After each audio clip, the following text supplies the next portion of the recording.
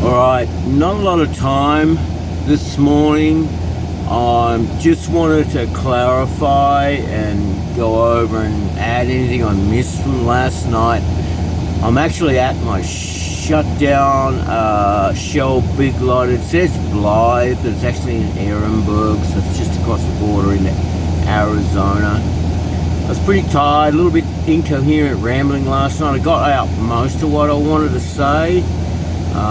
But also I got cut up kind of short, and that's basically because I've got this gay pink T-Mobile phone I've had like forever this time, and that's pretty much because I'm poor. I've been poor since 2008, and I'm always just getting the entry level, like whatever's gonna make do. You know, like I can't even, on the I-80, Interstate 80 in parts of Nebraska, where you think it'd be essential, I can't even get service up there on a major interstate in parts of Nebraska. And so, you know, like when I make these videos, sometimes I pile up.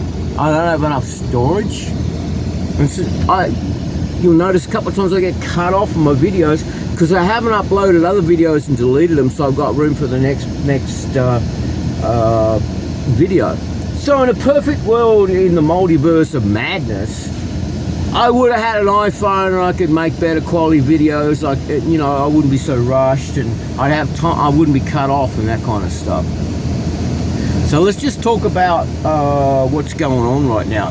I wanted to just recap the idea of time theft, because the shipper, like, basically took out of 40 hours. The shipper pretty much took, let's see, I mean, there it is, like 276 miles is all I did yesterday, and out of a 14-hour shift that's allowed by the government, I had 13 and a half hours to get here, right? So only 276 miles in 13 and a half hours, so more than 3 hours that spare, which they thieve from you anyway for the business of trucking. You know, anyone in trucking except the driver steals your time. Alright, I went over, I mentioned I have to talk about that in hours of servitude, and then I needed to do a secondary enhanced video as well about that. Got a frog in my throat, too much dust I guess. But then there was that whole idea of the LA. See, this guy, I'm recapping, I know I'm recapping. Do your 10, do your 11, don't waste time. I mean, I knew I was screwed, and I needed to get stuff for my truck. So I got out of LA and past that fanning where like the traffic thinned out, and I went to the Walmart in India, because what else am I going to do? I need stuff.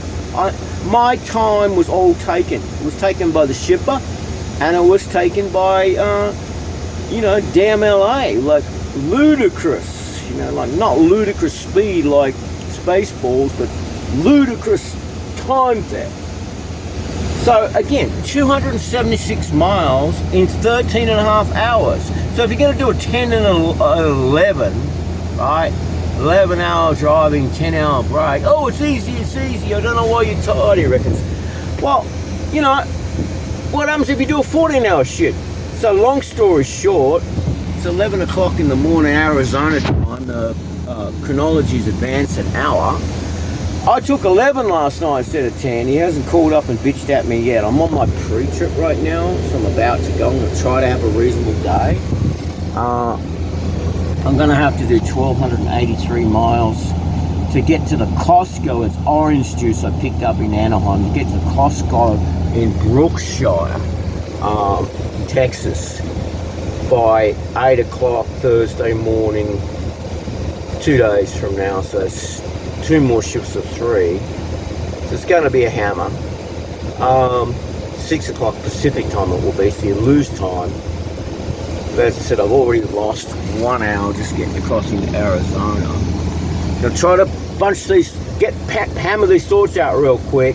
The thoughts I got cut off and incoherently kind of lost last night. Yeah, so all that time is gone, and like my guardian angel said, he has unrealistic expectations you're going to be able to do this stuff.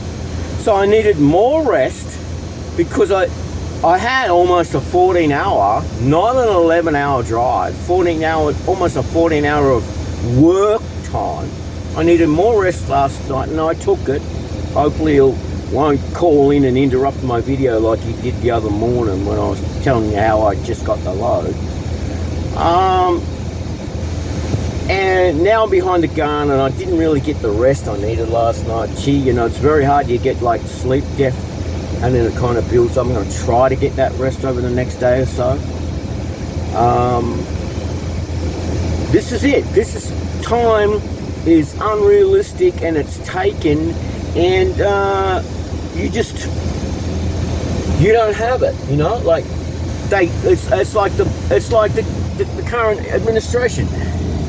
The industry gaslights you and tells you it's all your fault, but they take it from you. So how are you going to have it if they took it from you?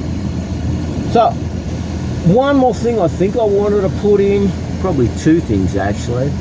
Came across the border last night, you know, as I said, not Blythe, Ehrenberg.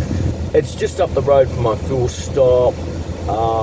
I didn't take the fuel stop because I didn't have the time, and I was really short, and I was just tired, and like, screw it, there's somewhere else in Arizona I can pick up fuel today. I still got a half tank, so I'm okay. So I'm watching my minutes because my damn phone is so, you know, it takes my video time. It takes my battery time, it takes my storage time. So what's the point I'm trying to make here? Yeah, at least I made it out of damn California. Like Blythe is like the last gas of California. I'm here in Ehrenberg. It's a shell. It's my little fave spot that I found over the last couple of months. You build up this inventory of stops. So since working for me, I found this spot. It was a madhouse last night.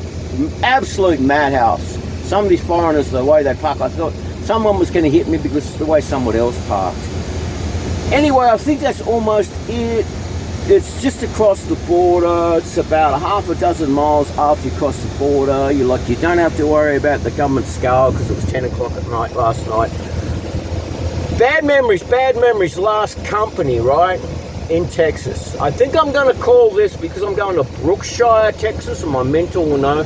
I think I'm going to call this series Bad Moon Reprise. Good morning.